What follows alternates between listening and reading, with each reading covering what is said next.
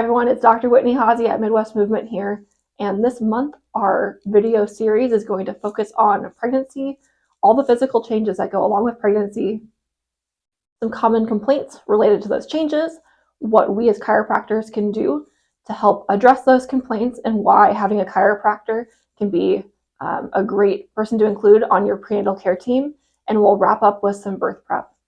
So first off, we're going to talk about some of those big physical changes.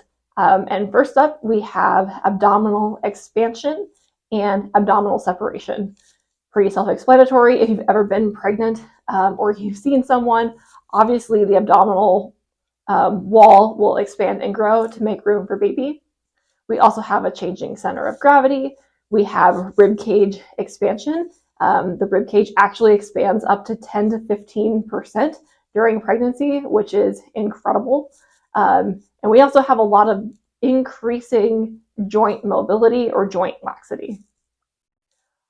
A lot of times, all of these changes can get a bit of a bad rap. They can sound like drawbacks or flaws of the female body. But I think it's very helpful to reframe our mindset and think of these changes as features rather than flaws.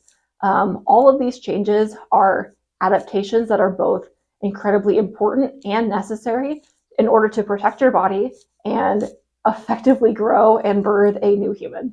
All of these changes are necessary not only to allow room for your baby to grow, but also to make sure that a lot of really bad things don't happen.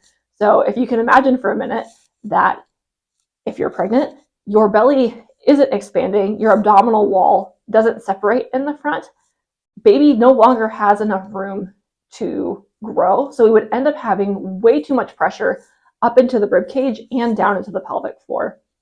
Looking down at the pelvic floor with too much pressure comes issues like pelvic floor prolapse, problems with urinary incontinence and leaking, other painful pelvic floor issues. If we have too much pressure coming up into the rib cage, we can look at more reflux. And although these things can happen during pregnancy, the natural adaptations and physical changes can really reduce the rates of these. So again, I think it's very helpful for pregnant women to reframe their mindset and think of some of these changes in their body as features rather than flaws. So stay tuned next week. We're going to go over some common pregnancy complaints related to these physical changes.